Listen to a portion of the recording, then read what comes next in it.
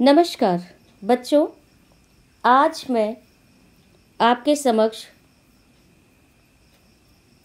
10वीं कक्षा की क्षितिज पाठ्यपुस्तक से सूरदास के पद लेकर उपस्थित हुई हूँ, जिसमें आज हम प्रश्न अभ्यास के बारे में विचार विमर्श करेंगे।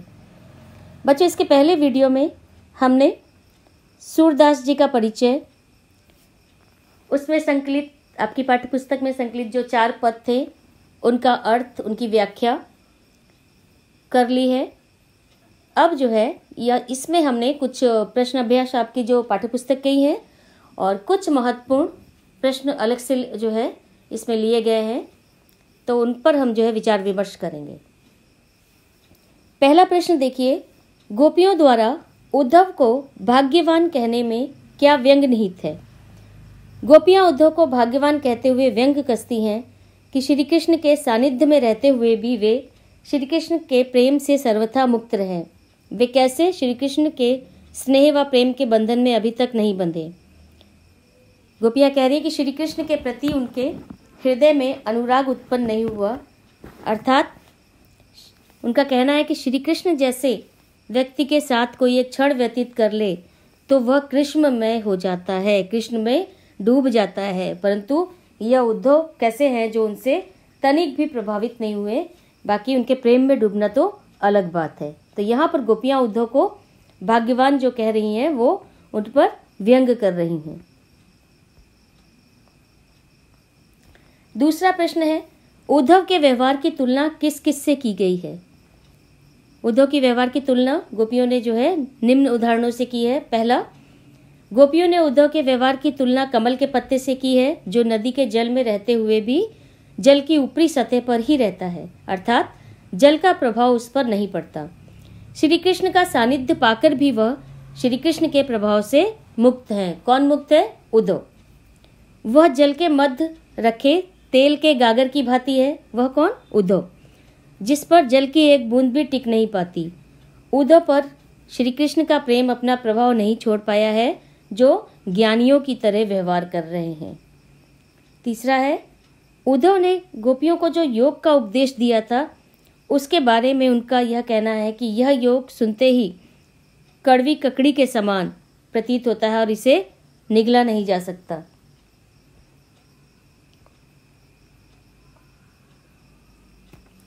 उद्धव द्वारा दिए गए योग के संदेश ने गोपियों की विरह अग्नि में घी का काम कैसे किया? इसमें क्या है, गोपियां इस दिन के इंतजार में अपने जीवन की एक एक घड़ी काट रही थी कि श्री कृष्ण उनसे मिलने का वादा करके गए हैं, वे आएंगे। वे इंतजार में बैठी थी कि श्री कृष्ण उनके प्रेम को समझेंगे, उनके विरह को समझेंगे और उनको दर्शन देंगे। परंतु सब उल्टा होता है। श्री कृष्ण क्या करते हैं बच्चों, आपने तो उसमें व्याख्या के समय देखा है कि श्री कृष्ण जो है उद्धव को भेजते हैं गोपियों को योग का संदेश सुनाने के लिए, और वो उद्धव आकर यहाँ पे क्या करता है, श्री कृष्ण के प्रेम को छोड़कर योग साधना का भाषण जो है देते हैं। तो वो गोपियाँ कह रही है कि उनका ये दुख जो है, माने वो जो उद्धव आए वो जो है उनका संदेश, जो कृष्ण का संदेश लाए, वो उनके दुख को कम नहीं कर रहा, अपितु उनके हृदय में जल रही विरह अग्नि को और भी भड़का रहा है, उसमें घी का काम करके उसे और अधिक प्रज्वलित कर रहा है। अब देखिए, प्रश्न है, मर्यादा न लही के माध्यम से कौन सी मर्यादा न रहने की बात की जा रही है? यहाँ पर गोपियों ने अपने प्रेम को कभी किसी के सम्मुख प्रकट नहीं किया था। वह शांत भाव से श्री कृष्ण के लौटने की प्रतीक्षा कर रही थी। कोई भी उनके दुख को समझ नहीं पा रहा था। वह चुप्पी लगाए अपनी मर्यादाओं में लिपटी इस वियोग को सहन कर रही थी कि वे कृष्ण से प्रेम करती हैं। परंतु उद्धव के आने के बाद उल्टा हो गया। उद्धव ने जो योग का संदेश दिया, उन्होंने उस योग के संदेश ने क्या किया, उनको मर्यादा छोड़कर बोलने पर मजबूर कर दिया, मर्यादा छोड़ देने पर मजबूर कर दिया। अर्थात जो बात केवल वो जानती थी, जो उन्होंने छुपा के रखा था, वो सबको जो है पता चल गई। अब यहाँ पे ये महत्वपूर्ण प्रश्न है आपका, बच्चों ध्यान दीजिएगा इसे। कृष्ण के प्रति अपने अनन्य प्रेम को गोपियों ने किस प्रकार अभिव्यक्त किया है? तो उत्तर है यहाँ पे देखिए, कृष्ण के प्रति अपने अनन्य प्रेम को गोपियों ने निम्न उदाहरणों द्वारा व्यक्त किया। पहला, उन्होंने स्वयं की तुलना चींटियों से और कृष्ण की तुलना गुड़ से की। उनके अनुसार श्री कृष्ण उस गुड़ की भांति है जिस पर चींटियां चिपकी रहती हैं। दूसरा, उन्होंने कहा क्या कि उन्होंने स्वयं को हरिल पंछी और श्री कृष्ण को लकड़ी की भांति बताया। जिस तरह हरिल पंछी लकड़ी को नहीं छोड़ता, उसी प्रकार उन्होंने मन वचन क्रम से श्री कृष्ण की प्रेम रूपी लकड़ी को दृढ़ता के साथ पकड़ा हुआ है और वह श्री कृष्ण के प्रेम में रात दिन सोते जागते सिर्फ उनका नाम ही जपती रहती हैं। अब देखिए, ये भी आपका काफ़ी महत्वपूर्ण प्रश्न है। गोपियों ने उद्धव से योग की शिक्षा कैसे लोगों को देने की बात कही है। गोपियों के अनुसार योग की शिक्षा उन्हीं लोगों को देनी चाहिए जिनकी इंद्रियां व मन उनके बस में नहीं होते। जिस तरह चक्री घूमती रहती है, उसी तरह उनका मन एक स्थान पर न रहकर भटकता रहता है। परंतु गोपियों को योग की आवश्यकता है ही नहीं, क्योंकि वह अपने मन व इंद्रियों को श्री कृष्ण के प्रेम रस में डुबो चुकी है। माने उनका मन स्थिर है, उनको पता है, उन्होंने कृष्ण के नाम को दृढ़ता के साथ पकड़ के रखा हुआ है। वे श्री कृष्ण में के प्रेम में अपने को एकाग्र कर चुकी हैं, इसलिए उन्हें योग की शिक्षा की आवश्यकता नहीं है। गोपियों का मन स्थिर है। अगला प्रश्न देखते हैं। प्रस्तुत पदों के आधार पर गोपियों का योग साधना के प्रति दृष्टिकोण स्पष्ट कीजिए। गोपियां योग को बिल्कुल ही नहीं पसंद करती। प्रस्तुत पदों में योग साधना के ज्ञान को निरर्थक बताया गया है। यह ज्ञान गोपियों के अनुसार अव्यवहारिक और अनुपयुक्त है। उनके अनुसार यह ज्ञान उनके लिए कड़वी ककड़ी के समान है, जिसे निगलना बहुत ही मुश्किल है। सूरदास जी गोपियों के माध्यम से आगे कहते हैं, यह एक बीमारी है। वो कह रहे ये एक ऐसा रोग है जो कभी उन्होंने पहले देखा और सुना नहीं, इसलिए इस ज्ञान की आवश्यकता नहीं है। गोपियों का कहना था कि उन्हें योग का आश्रय तब लेना पड़ेगा जब उनका चित्त एकाग्र नहीं होगा, परंतु कृष्ण के प्रेम में डूबकर यह योग शिक्षा तो उनके लिए अनुपयोगी है, बेकार है। उनके अनुसार, उनके माने गोपियों के अनुसार, कृष्ण के प्रति एकाग्र भाव से भक्ति करने वाले को योग की जरूरत नहीं होती। अगला प्रश्न देखिए। गोपियों के अनुसार राजा का धर्म क्या होना चाहिए। गोपियों के अनुसार राजा का धर्म उसकी प्रजा की हर तरह से रक्षा करना होता है तथा नीति से राजधर्म का पालन करना होता है। एक राजा तभी अच्छा कहलाता है जब वह अनीति का साथ न देकर नीति का साथ देता है, अपनी प्रजा के सुख दुख को अपना सुख दुख समझता है।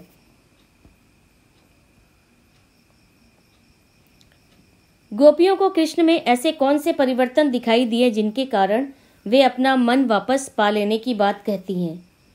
उनके अनुसार श्री कृष्ण द्वारिका जाकर राजनीति के विद्वान हो गए हैं, जो उनके साथ राजनीति का खेल खेल रहे हैं। उनके अनुसार कृष्ण पहले से ही चतुर थे और अब ग्रंथों को पढ़कर और भी चतुर बन गए हैं।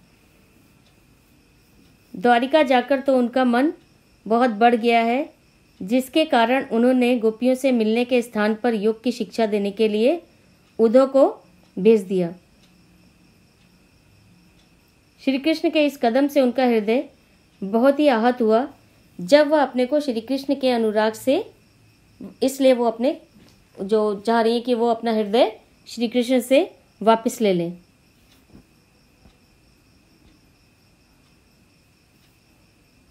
गोपियों ने अपने वाक चातुर्य के आधार पर ज्ञानी उद्धव को परास्त कर दिया। उनके वाक चातुर्य की विशेषताएं लिखिए। गोपियों के वाक चातुर्य की विशेषताएं इस प्रकार हैं।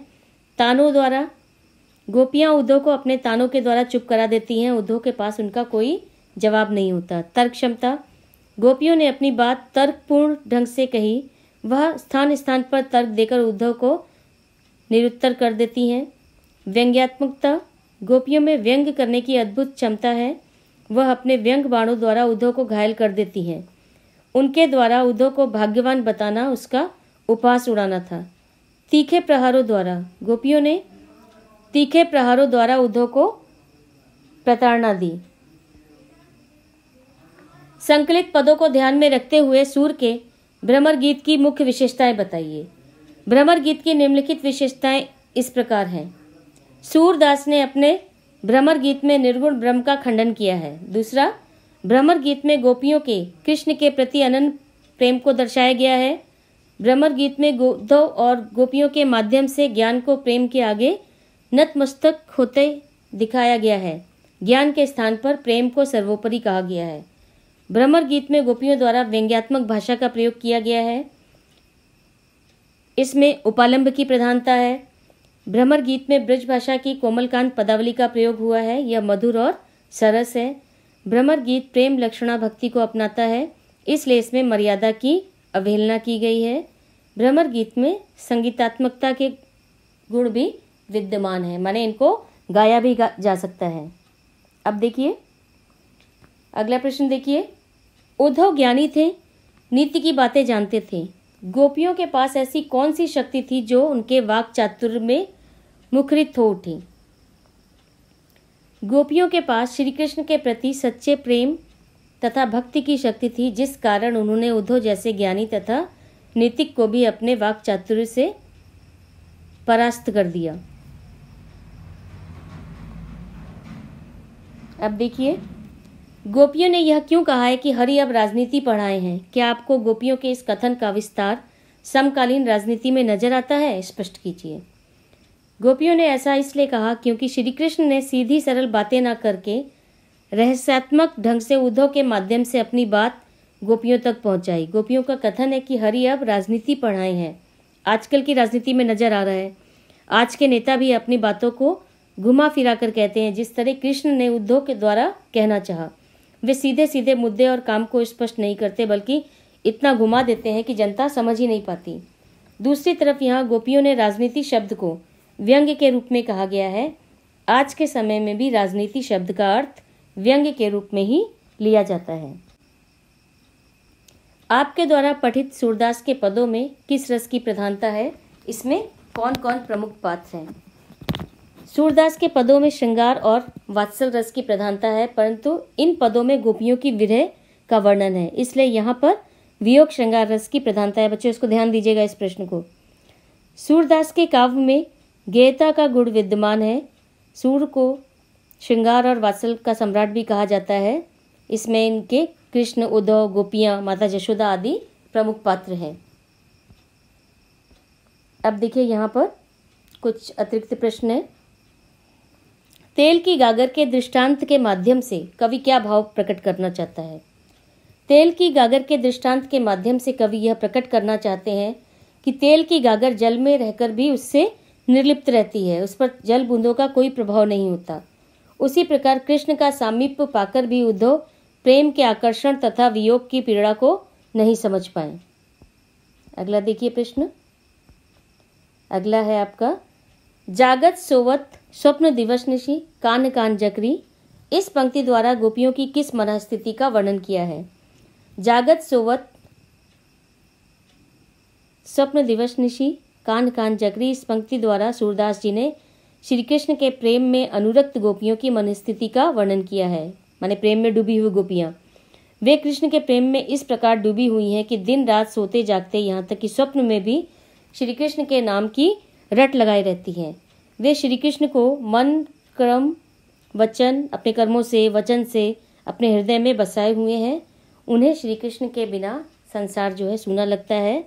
वास्तव में यहाँ पर क्या है? गोपियों के एकनिष्ठ प्रेम की अभिव्यक्ति हुई है। बच्चों ये प्रश्न आप थोड़ा सा अच्छी तरह ध्यान दीजिएगा, क्योंकि आपके उसमें पद देकर उसमें कुछ जो क्वेश्चंस देते हैं, जो पठित काव्यांश आता है वहाँ पर आ सकते हैं। अब देखिए इसको, सुनत जोग लागत है ऐस्यो ज्यों करुई ककड़ी। पंक्ति में गोपियों के कैसे मनोभाव दर्शाए गए हैं? इस पंक्ति में गोपियाँ योग के प्रति अपने मनोभाव को प्रकट कर रही हैं।